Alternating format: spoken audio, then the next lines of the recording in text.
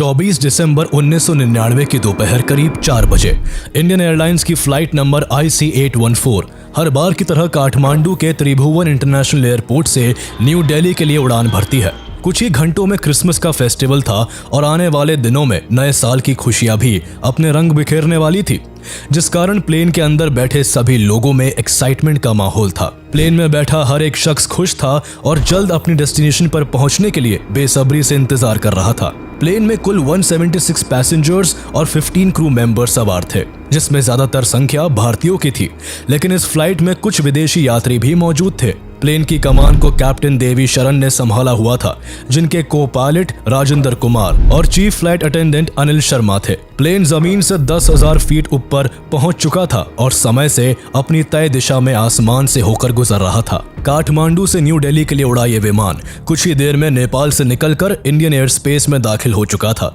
और अब केवल 1 से 1.5 घंटे के अंदर न्यू दिल्ली के इंदिरा गांधी इंटरनेशनल एयरपोर्ट पर लैंड करने वाला था। फ्लाइट की डेस्टिनेशन बेशक 1 से 1.5 घंटे की दूरी पर थी, लेकिन फ्लाइट में मौजूद किसी भी इंसान को इस बात का अंदाजा भी नहीं था कि ये 1 से 1.5 घंटे का सफर अब उनके लिए काफी लंबा होने वाला है। आगे जो होने वाला था वो किसी बुरे सपने से भी ज्यादा डरावना था। दरअसल प्लेन के इंडियन एयर स्पेस में एंटर करते ही अचानक से मास्क पहने हुए 5 लोग हाथों में बंदूकें लिए पैसेंजर्स के सामने खड़े हो जाते हैं। ये पांचों लोग आतंकवादी थे, जिनका मकसद इस प्लेन को हाईजैक करना था। प्लेन को अपने कंट्रोल में लेने के लिए एक हाईजैकर बंदूक लेकर पायलट के कैबिन में घुस जाता है और कैप्टन देवी शरण और को पायलट राजेंद्र कुमार पर बंदूक तान देता है। उधर चारों हाईजैकर्स भी पैसेंजर्स और क्रू मेंबर्स को हथियारों से डराने लगते हैं। प्लेन का माहौल एकदम से खौफनाक मंजर में बदल जाता है। पैसेंजर्स को समझ नहीं आता कि थोड़ी देर पहले उनके ही बीच बैठे हुए कुछ लोगों का इस तरह उन पर बंदूक तानना और उनका टेररिस्ट होना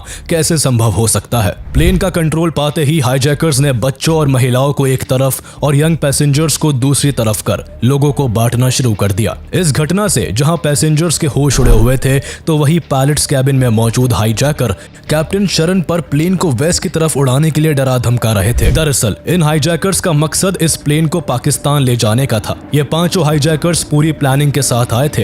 ये लोग इतने चौकन्ने थे कि अपने असली नाम की जगह काफी सावधानी बरतते हुए एक दूसरे को चीफ, बर्गर, डॉक्टर, भोला और शंकर जैसे कोड नेम से बुला रहे थे।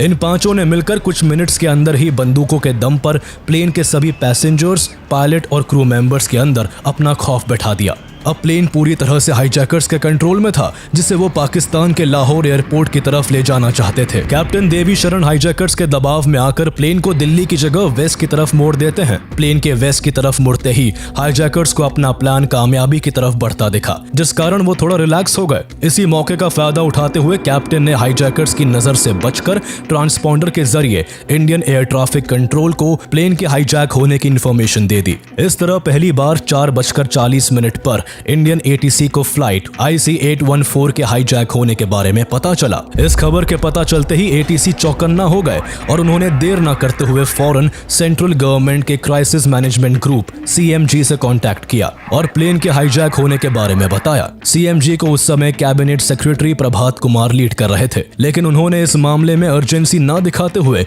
कोई भी इमीडिएट एक्शन नहीं लिया। CMG ने ना तो कोई इमरजेंसी मीटिंग को अरेंज किया और ना ही वक्त की नजाकत को समझते हुए फॉरेन इंटेलिजेंस ब्यूरो और रॉ के ऑफिशियल से कांटेक्ट किया, जिस कारण कैप्टन देवी शरण को इंडियन अथॉरिटीज की तरफ से ना तो कोई मदद मिल रही थी और ना ही कोई दिलासा। हैरानी की बात यह थी कि प्राइम मिनिस्टर अटल बिहारी वाजपेयी को हाईजैकिंग की खबर प्लेन हाईजैक होने के करीब 1 घंटे बाद पता चली। कैप्टन शरण हैरान थे कि आखिर ऐसी सिचुएशन में भी ATC कोई जवाब क्यों नहीं दे रहा, लेकिन जब कुछ देर तक ATC की तरफ से कोई जवाब नहीं आया तो वो आने वाले समय को भांप चुके थे। उन्हें अपना और सभी पैसेंजर्स का फ्यूचर साफ साफ दिख रहा था, जिस कारण वो काफी निराश होकर प्लेन को अभी भी पाकिस्तान की सीमा की ओर ले जाने के लिए मजबूर थे। कुछ देर वेस्ट की ओर प्लेन उड़ाने के बाद कैप्टन शरण ने लाहौर में लैंडिंग के लिए पाकिस्तानी ATC से रिक्वेस्ट की, लेकिन उन्होंने कैप्टन की इस रिक्वेस्ट को रिजेक्ट कर दिया। कुछ महीने पहले ही भारत और पाकिस्तान के बीच कारगिल का युद्ध हुआ था, जिसमें भारत ने पाकिस्तान को बुरी तरह शिकस्त दी थी,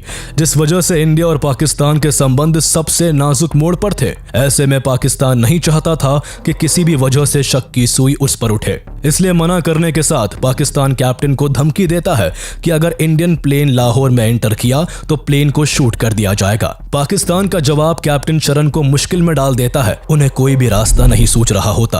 वो कोशिश करते हैं कि प्लेन इंडिया के ही किसी एयरपोर्ट पर लैंड कर जाए, लेकिन हाईजैकर्स को ये गवारा नहीं था। उन्हें डर था कि ऐसा करने पर उनका बना बनाया प्लान चौपट हो सकता है। कोई डेस्टिनेशन डिसाइड ना होने की वजह से प्लेन लंबे समय तक इंडिया और पाकिस्तान के बॉर्डर के ही चक्कर काटता रहा, जिस कारण प्लेन का फ्यूल तेजी से खत्म हो रहा था और अब अगर प्लेन को जल्द ही लैंड नहीं किया जाता तो प्लेन का क्रैश होना तय था। इन सभी डरावने विचारों से कैप्टन के माथे पर चिंता की लकीरें उभर आई, लेकिन फिर भी इस उलझन के बीच कोई हल निकालने के लिए उन्होंने वापस इंडियन एटीसी से कांटेक्ट किया। कैप्टन ने इंडियन एटीसी से रिक्वेस्ट की कि इंडियन गवर्नमेंट जल्द से जल्द पाकिस्तान से रिक्वेस्ट करे कि वो भारतीय प्लेन को अपने यहाँ लैंड करने की परमिशन दे। कैप्टन ने एटीसी को यह भी बताया कि पाकिस्तान एटीसी उन्हें लाहौर में एंटर नहीं करने दे रहा है। ऐसे में फ्रस्ट्रेटेड हाईजैकर्स किसी भी पल पैसेंजर्स पर अटैक कर सकते हैं। इस खबर से इंडियन अथॉरिटीज समेत पूरा देश हिल चुका था। देश और दुनिया की हर न्यूज में इंडियन प्लेन के हाईजैक होने की खबर हेडलाइंस बन चुकी थी। When 5 masked terrorists hijacked Indian Airlines flight IC814, plane was carrying 11 crew members and 179 passengers. एक तरफ जहां पूरी दुनिया की नजर भारत के इस हाईजैकिंग पर टिकी हुई थी, तो वही अफसोस इस बात का था कि भारत के बहुत से हाई कमांड्स को इस हाईजैकिंग की जानकारी न्यूज चैनल्स के जरिए मिल रही होती है। सीएमजी के इमीडिएट एक्शन न लेने की वजह से पहले ही काफी देर हो चुकी थी, इसलिए इन्फॉर्मेशन मिलते ही इंडियन अथॉरिटीज फौरन हरकत में आ गई। 6:30 बजे इंडियन हाई कमीशन ने पाकिस्तान से प्लेन को लाहौर में लैंड करने की रिक्वेस्ट की, मगर पाकिस्तान ने भारत की इस अपील को खारिज कर दिया। इस तरह इंडियन गवर्नमेंट की कोशिश भी नाकाम रही और अब एक बार फिर प्लेन इंडिया और पाकिस्तान के बॉर्डर पर चक्कर काटने लगा। प्लेन में अब केवल 1 घंटे का ही फ्यूल बचा था, जिसे देखते हुए कैप्टन शरण एक आखिरी प्रयास करते हैं और हाईजैकर को कहते हैं कि प्लेन में जल्दी ही फ्यूल खत्म होने वाला है, जिस कारण प्लेन क्रैश कर सकता है। इसलिए जब तक लाहौर का रास्ता साफ नहीं हो जाता, प्लेन को अमृतसर एयरपोर्ट पर लैंड करके रिफ्यूल कर लेना चाहिए। हाईजैकर्स बिल्कुल नहीं चाहते थे कि उनके द्वारा हाईजैक किया गया इंडियन प्लेन इंडिया के अंदर ही लैंड करे, क्योंकि ऐसा करना उनके लिए अपने पैरों पर कुल्हाड़ी मारने जैसा था। लेकिन प्लेन अपनी डेस्टिनेशन के हिसाब से ज्यादा ट्रैवल कर चुका था, जिस कारण फ्यूल की शॉर्टेज का अनुमान हाईजैकर्स को भी था। कोई और ऑप्शन ना होने की वजह से हाईजैकर्स कैप्टन की बात मान गए और ना चाहते हुए भी रिफ्यूलिंग के लिए प्लेन को अमृतसर में उतारने के लिए तैयार हो गए। कैप्टन देवी शरण का यह समझदारी भरा प्रयास सफल हो चुका था, जिस कारण अब हाईजैक हुआ प्लेन भारत की सीमा के अंदर अमृतसर के एयरपोर्ट पर लैंड करने वाला होता है। देखा जाए तो सिचुएशन को संभालने के लिए इंडियन गवर्नमेंट और इंडियन अथॉरिटीज के पास बेस्ट चांस था। कैप्टन देवी शरण को भी अब उम्मीद की एक किरण नजर आ रही होती है। उन्हें विश्वास था कि अगर एक बार प्लेन इंडिया में लैंड कर गया तो भारत सरकार कैसे भी करके हाईजैकर्स के प्लान को फ्लॉप कर देगी और सभी पैसेंजर्स की जान बचा लेगी। लेकिन असल में जो कुछ होता है वो भारत के लिए एक हिस्टोरिकल ब्लंडर साबित होता है और कैप्टन देवी शरण की आखिरी उम्मीद भी टूट जाती है। दरअसल हाईजैकर्स के मानते ही कैप्टन शरण अमृतसर एटीसी से राजा सांसी एयरपोर्ट पर लैंडिंग की परमिशन मांगते हैं। अमृतसर एटीसी लैंडिंग की परमिशन देते ही फौरन सभी इंफॉर्मेशन इंडियन अथॉरिटीज को फॉरवर्ड कर प्लेन के लैंड करने का इंतजार करता है। कुछ ही देर बाद 6:44 PM पर प्लेन राजा सांसी एयरपोर्ट पर लैंड करता है। प्लेन के लैंड करते ही पहले से ही तैयार पंजाब पुलिस हरकत में आ जाती है और दिल्ली से अगले ऑर्डर्स का इंतजार करने लगती है। उधर दिल्ली में प्रधानमंत्री Atal Bihari Vajpayee crisis management group के साथ हाईजैकिंग को लेकर मीटिंग करते हैं, पर मीटिंग में हाईजैकिंग को रोकने के लिए कोई भी सॉल्यूशन नहीं निकलता। वहीं पंजाब पुलिस हाईजैकर्स से लगातार कांटेक्ट करने की कोशिश करती है, लेकिन हाईजैकर्स पंजाब पुलिस से कोई बातचीत नहीं करते। वो बस जल्द से जल्द रिफ्यूलिंग कराकर प्लेन को भारत की सीमा से बाहर ले जाना चाहते थे। लेकिन जब फ्यूलिंग में वक्त लगने लगा तो हाईजैकर्स को शक हुआ और उन्होंने कैप्टन शरण के सिर पर बंदूक लगाकर जल्द फ्यूलिंग करने की डिमांड की। लेकिन दिल्ली हाई कमांड्स का सख्त आदेश था कि फ्यूलिंग में देरी की जाए, जिससे एनएसजी कमांडोज को अमृतसर पहुंचने के लिए ज्यादा से ज्यादा समय मिल सके। एनएसजी कमांडोज अभी भी अपनी डेस्टिनेशन से 400 किलोमीटर दूर दिल्ली में ही थे। उन्हें अमृतसर पहुंचने में टाइम लगने वाला था। यूं देखते देखते काफी वक्त गुजर गया, पर प्लेन में अभी भी फ्यूल फिल नहीं किया गया। इस तरह हो रही देरी से हाईजैकर्स का फ्रस्ट्रेशन बढ़ने लगा। उन्होंने गुस्से में आकर कई पैसेंजर्स को मारना पीटना शुरू कर दिया और इसी फ्रस्ट्रेशन का शिकार सतनाम सिंह नाम के एक पैसेंजर को बनना पड़ा। हाईजैकर्स ने गुस्से में सतनाम पर कई बार वार किए, जिसे देख पूरे प्लेन में सन्नाटा फैल गया। हर कोई डरा सहमा चुपचाप होकर बैठ जाता है और ठीक वही करता है जो हाईजैकर्स कहते हैं। प्लेन में सतनाम पर अटैक से घबराए कैप्टन एक बार फिर अथॉरिटीज से कांटेक्ट करते हैं। कैप्टन कहते हैं कि अगर जल्दी रिफ्यूल नहीं की गई तो हाईजैकर सभी पैसेंजर्स को एक एक करके मार देंगे। भारत सरकार चिंता के बोझ से दबी जा रही थी, क्योंकि अभी भी एनएसजी कमांडोज को अमृतसर पहुंचने में समय लगने वाला था। इसलिए पैसेंजर्स की सेफ्टी के लिए डिसाइड हुआ कि अब वो फौरन एक फ्यूल ट्रक प्लेन तक भेजेंगे। लेकिन ट्रक में केवल फ्यूल ही नहीं बल्कि पंजाब पुलिस भी सवार होगी, जो फ्यूल भरने की आड़ में प्लेन के टायर्स को पंचर कर देगी, जिससे प्लेन उड़ ही ना पाए। कुछ ही देर बाद प्लेन के अनुसार फ्यूल ट्रक प्लेन की तरफ बढ़ता है, पर ट्रक काफी स्पीड से चल रहा होता है, जिस वजह से एटीसी को डर था कि इतनी स्पीड से ट्रक को अपनी तरफ आता देख हाईजैकर्स के मन में शक पैदा हो सकता है। इसलिए एटीसी ने ट्रक ड्राइवर से ट्रक को स्लो करने को कहा, लेकिन ड्राइवर सही से इंस्ट्रक्शन को सुन नहीं पाया और ट्रक को स्लो करने की जगह एकदम से बीच सड़क पर रोक दिया। ट्रक का रुकना भारत सरकार के लिए बुरी तरह बैकफायर करता है। अचानक से ट्रक का स्पीड से उनकी ओर आना और फिर रुक जाना हाईजैकर्स के मन में शक पैदा कर देता है। वो इंडियन अथॉरिटीज के प्लान को भांप लेते हैं और जरा भी टाइम वेस्ट ना करते हुए फौरन कैप्टन शरण को गन पॉइंट पर रखकर तुरंत प्लेन को उड़ाने के लिए धमकाते हैं। कैप्टन यहाँ कोशिश करते हैं कि प्लेन को थोड़ी और देर अमृतसर में रोक कर रखा जाए, पर गुस्से से बौखलाए हाईजैकर्स रूपिन कत्याल नाम के एक पैसेंजर पर हमला कर उसे घायल कर देते हैं। 25 साल के रूपिन कत्याल की कुछ दिन पहले ही शादी हुई थी और वो इस प्लेन में अपनी वाइफ के साथ ट्रैवल कर रहे थे, लेकिन हाईजैकर्स द्वारा शुरू में ही महिलाओं और बच्चों को अलग कर दिया गया था, जिस कारण रूपिन की वाइफ को भी पता नहीं चला कि रूपिन हाईजैकर्स के अटैक की वजह से खून से लथपथ हो गए हैं और बुरी तरह दर्द से करहा रहे हैं। हाईजैकर्स यही नहीं रुकते, बल्कि बंदूकें लोड करके दूसरे पैसेंजर्स की तरफ तान देते हैं। ये सब होता देख प्लेन में बैठे लोग चीखना शुरू कर देते हैं। अब कैप्टन शरण के पास कोई और रास्ता नहीं बचता।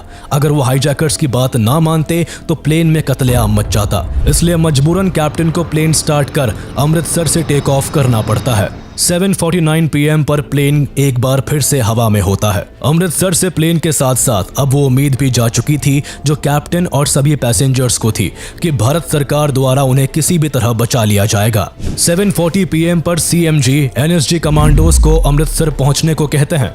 7:55 PM पर NSG अमृतसर के लिए रवाना होते हैं, लेकिन तब तक बहुत देर हो चुकी थी। इंडियन अथॉरिटीज के बीच अगर कम्युनिकेशन गैप ना होता और क्लियर प्लान के साथ हाईजैकिंग की खबर मिलते ही फौरन NSG कमांडोज को एक्शन लेने के लिए तैयार कर दिया जाता, तो शायद अमृतसर ही इस फ्लाइट का लास्ट डेस्टिनेशन होता, लेकिन ऐसा होता नहीं है। वैसे NSG कमांडोज के लेट पहुंचने को लेकर भी कई थ्योरीज है, जिसमें एक थ्योरी ये है कि हाईजैक हुए प्लेन में रॉ एजेंट शशि भूषण सिंह तोमर नाम के एक पैसेंजर भी मौजूद थे, जो प्राइम मिनिस्टर अटल बिहारी वाजपेयी के सेक्रेटरी NK सिंह के ब्रदर इन लॉ थे। इसलिए NK सिंह ने जानबूझकर कमांडोज को अमृतसर पहुंचने में लेट करवाया, जिससे शशि भूषण की सेफ्टी बनी रहे। NK सिंह को डाउट था कि कहीं कमांडोज को भेजने से हाईजैकर्स बेकाबू होकर सभी पैसेंजर्स को मार ना दे। अब असल वजह जो भी रही हो, लेकिन अब प्लेन अमृतसर से निकलकर फिर से आसमान में पहुंच चुका था। कैप्टन शरण फिर से पाकिस्तान एयर ट्रैफिक कंट्रोल से कांटेक्ट करते हैं, लेकिन पाकिस्तान एक बार फिर प्लेन को लाहौर एयरपोर्ट पर लैंड करने के लिए मना कर देता है और लाहौर के सभी नेविगेशनल एड्स और एयरपोर्ट लाइट्स को ऑफ कर देता है। लाइट्स ऑफ होती देख कैप्टन शरण परेशानी में आ जाते हैं। वो समझ नहीं पाते कि आखिर प्लेन को कहां और कैसे लैंड करे। उन्हें पहले ही पाकिस्तान के एयर स्पेस के बारे में कोई जानकारी नहीं होती। ऊपर से अब कॉकपिट में लो फ्यूल की वार्निंग भी शुरू हो जाती है। कैप्टन शरण को कैसे भी करके प्लेन को लैंड करना था। लैंडिंग के लिए प्लेन को नीचे की तरफ लाया जाता है। नीचे एक जगह बहुत सारी लाइट्स एक साथ जलती हुई दिखती है। कैप्टन को लगता है कि यही एयरपोर्ट है, पर जैसे ही प्लेन जमीन के करीब पहुंचता है, नीचे का नजारा कैप्टन के होश उड़ा देता है। दरअसल नीचे कोई एयरपोर्ट नहीं बल्कि हाईवे था, जहां लैंड करना इम्पॉसिबल था। घबराए कैप्टन फौरन प्लेन को दोबारा ऊपर की तरफ ले जाते हैं। इस बार कैप्टन साफ तौर पर पाकिस्तान ATC से कहते हैं कि प्लेन में बिल्कुल फ्यूल नहीं है और अब अगर इसे लाहौर एयरपोर्ट पर लैंड नहीं करने दिया तो प्लेन लाहौर के बीचों बीच क्रैश कर जाएगा, जिससे न सिर्फ प्लेन और पैसेंजर्स बल्कि पाकिस्तान के लोगों को भी खतरा है। अपने लोगों पर बात आते ही पाकिस्तान लैंडिंग के लिए मान जाता है और फ्यूलिंग की परमिशन भी दे देता है। बार बार भारत के प्लेन की लैंडिंग के लिए मना करना पाकिस्तान का एक प्लान था। वो पूरी दुनिया के सामने एक खेल खेल रहा था जिसमें वो चाहता था कि सांप भी मर जाए और लाठी भी ना टूटे। पाकिस्तान का यह असली चेहरा बाद में सामने आता है। फाइनली रात के 8 बजे प्लेन लाहौर एयरपोर्ट पर लैंड करता है। यहाँ पाकिस्तानी कमांडोज प्लेन को चारों ओर से घेर लेते हैं। प्लेन में मौजूद पैसेंजर्स डरे सहमे बैठे थे, पर चाकू लगने की वजह से रूपिन कत्याल सबसे बुरी हालत में थे। रूपिन के ट्रीटमेंट के लिए कैप्टन और क्रू मेंबर्स पाकिस्तान से मेडिकल हेल्प मांगते हैं, पर पाकिस्तान फ्यूलिंग के अलावा और कोई मदद नहीं करता है। रिफ्यूलिंग होते ही प्लेन को पाकिस्तान छोड़ने का अल्टीमेटम दे दिया जाता है। हाईजैकर्स की डिमांड पर पाकिस्तान को छोड़ इस बार प्लेन अफगानिस्तान की ओर उड़ान भरता है, लेकिन 1999 में अफगानिस्तान में नाइट लैंडिंग और टेक ऑफ की फैसिलिटी नहीं थी, जिस वजह से प्लेन को ओमान की तरफ उड़ा दिया जाता है। लेकिन ओमान अथॉरिटीज प्लेन को अपनी सीमाओं में घुसने की इजाजत नहीं देती है, जिस वजह से अब प्लेन UAE की डायरेक्शन में मूव करता है। भारत सरकार की ओर से रिक्वेस्ट करने पर UAE प्लेन को दुबई के अल मिनहाद एयरबेस पर लैंडिंग की परमिशन दे देता है, जिसके बाद रात के करीब 3 बजे प्लेन UAE में लैंड करता है। UAE में लैंडिंग के साथ ही इंडियन अथॉरिटीज UAE गवर्नमेंट से कांटेक्ट कर वहां अपने कमांडोज को भेजने की परमिशन मांगती है, लेकिन UAE भारत की इस रिक्वेस्ट को रिजेक्ट कर देता है। हालांकि भारत के कहने पर UAE अथॉरिटीज हाईजैकर्स के साथ एक नेगोशिएशन करती है, जिसमें फ्यूल के बदले इंजर्ड पैसेंजर्स, महिलाओं और बच्चों को रिलीज करने की डिमांड थी। हाईजैकर्स यहां 27 पैसेंजर्स को छोड़ने के लिए मान जाते हैं, जिसमें एक डेड बॉडी भी थी। ये बॉडी किसी और की नहीं बल्कि रूपिन कत्याल की थी, जो इलाज ना मिल पाने की वजह से अब तक दम तोड़ चुके थे। सभी पैसेंजर्स और रूपिन की बॉडी को इंडियन एयरक्राफ्ट द्वारा अपने देश बुला लिया जाता है। पैसेंजर्स को लेने और UAE सरकार की मदद के लिए ग्रैटिट्यूड शो करने के लिए civil aviation minister Sharad Yadav खुद UAE जाते हैं। वही प्लेन में रिफ्यूलिंग होते ही प्लेन एक बार फिर आसमान में होता है। अब कुछ ही देर में सुबह होने वाली थी, जिस वजह से प्लेन को अफगानिस्तान की ओर ले जाया जाता है और फाइनली 25 दिसंबर की सुबह अफगानिस्तान के कांधार इंटरनेशनल एयरपोर्ट पर प्लेन अपनी लास्ट लैंडिंग करता है। कांधार एयरपोर्ट पर प्लेन के लैंड होते ही तालिबानियों द्वारा प्लेन को चारों तरफ से घेर लिया जाता है। भारत को प्लेन के अफगानिस्तान में होने की इंफॉर्मेशन मिलती है, जिसने भारत सरकार के लिए एक नई उलझन पैदा कर दी। दरअसल उस समय अफगानिस्तान पर तालिबान का राज था, लेकिन इंडिया तालिबान को रिकॉग्नाइज नहीं करता था, जिस कारण प्लेन का अफगानिस्तान में होना इंडिया के लिए एक और परेशानी का कारण बन चुका था। एक तरफ इंडियन अथॉरिटीज का मानना था कि हाईजैकर्स को पाकिस्तान ISI के एक्टिव सपोर्ट के साथ साथ तालिबान का भी सपोर्ट है, तो वही तालिबान का कहना था कि उनका मोटिव बस इंडिया और हाईजैकर्स के बीच नेगोशिएशन कराना है। तालिबान की इंटेंशंस पर भरोसा न होते हुए भी भारत सरकार ने तालिबान से पैसेंजर्स की सेफ्टी की अपील की, साथ ही हाईजैकर्स से उनकी डिमांड्स को जानना चाहा। इस दौरान हाईजैकर्स का गुरूर 7वें आसमान पर होता है। उन्हें अब लगने लगा था कि इंडिया पैसेंजर्स को रिहा कराने के लिए उनकी हर शर्त को मानेगा, इसलिए हाईजैकर्स ने इस मौके का फायदा उठाते हुए भारत के सामने 36 टेररिस्ट जो कि भारत के जेल्स में प्रिजनर्स थे, उन्हें रिलीज करने की डिमांड की। इसके अलावा हाईजैकर्स ने सजाद अफगानी की डेड बॉडी को भी मांगा, जो कि पाकिस्तानी मिलिटेंट और हरकत उल अंसर का कमांडर इन चीफ था, जिसको भारत की जेल से भागने के दौरान मार दिया गया था। हाईजैकर्स यही नहीं रुके, वो भारत से $200 मिलियन की फिरौती भी मांगते हैं। प्राइम मिनिस्टर अटल बिहारी वाजपेयी हाईजैकर्स के आगे झुकने को बिल्कुल तैयार नहीं थे। वो उनकी डिमांड्स को किसी भी कीमत पर नहीं मानना चाहते थे, क्योंकि टेररिस्ट को रिहा करने का मतलब होता भारत के खिलाफ फिर से आतंकवादी गतिविधियों का होना। लेकिन इन्हीं सब के बीच न्यूज चैनल्स के जरिए हर एक खबर लोगों तक जा रही थी। इन खबरों में एक पैसेंजर की मौत की खबर भी होती है और कई पैसेंजर्स के घायल होने की बात भी शुमार थी। साथ ही न्यूज चैनल्स और न्यूज़पेपर्स में प्लेन के अफगानिस्तान में होने की हेडलाइंस भी बन चुकी थी। ये सभी खबरें भारत के लोगों को बेचैन करने के लिए काफी होती है। इन खबरों के कारण सबसे बुरा हाल उन फैमिलीज का होता है जिनका कोई अपना उस प्लेन में मौजूद था। प्लेन में बैठे पैसेंजर्स की फैमिलीज और रिलेटिव्स का कंसर्न केवल अपने लोगों की जान की सलामती का था। वो किसी भी तरह अपने परिवार वालों को हाईजैकर्स के चंगुल से छुड़ाना चाहते थे। इसलिए 26 दिसंबर 1999 को external affairs minister Jaswant Singh जब हाईजैकिंग को लेकर प्रेस कॉन्फ्रेंस कर रहे थे तो उसी बीच इन फैमिलीज की भीड़ इकट्ठा हो गई और जसवंत सिंह से अपने परिवार वालों की सुरक्षा की अपील करने लगे। इसके अलावा कुछ परिवार वाले गुस्से में आकर जसवंत सिंह से हाईजैकर्स की डिमांड को पूरा करने का जोर डालने लगे।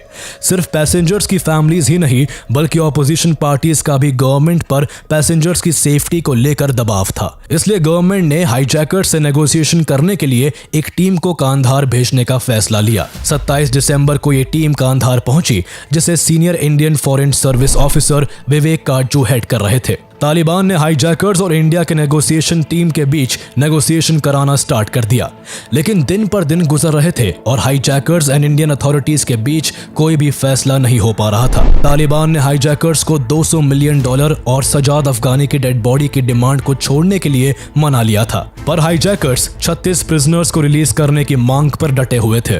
इंडियन अथॉरिटीज इस मांग के विरोध में थी, जिस कारण अभी भी नेगोशिएशन किसी भी नतीजे पर नहीं पहुंचता है। इस दौरान प्लेन में बैठे पैसेंजर्स और क्रू मेंबर्स का जीवन नर्क हो चुका था। पैसेंजर्स को प्लेन में बैठे पूरा एक हफ्ता हो चुका था, जिस वजह से उनके पास खाने के लिए ना तो खाना बचा था और ना ही पीने के लिए पानी। इसके अलावा प्लेन के टॉयलेट्स तक ओवरफ्लो करने लग गए थे। हर एक चीज उस वक्त पैसेंजर्स को परेशान कर रही थी। इधर पैसेंजर्स का हाल बुरा था तो उधर इंडियन गवर्नमेंट के ऊपर हर दिन दबाव बढ़ता ही जा रहा था। कुछ लोग क्राइसिस मैनेजमेंट ग्रुप की मीटिंग में घुसकर हंगामा कर रहे थे तो कुछ लोग प्रधानमंत्री वाजपेयी के रेजिडेंस के बाहर प्रोटेस्ट कर रहे थे। इसी प्रेशर के चलते नेगोशिएशन टीम को जल्द से जल्द कोई फैसला लेने के लिए कहा गया। हम किसी भी दबाव में आकर के आतंकवादियों को छोड़ते हैं तो आतंकवादियों का हौसला बढ़ जाएगा। नेगोशिएशन टीम हाईजैकर्स की डिमांड को काफी हद तक कम करने में सफल हो चुकी थी।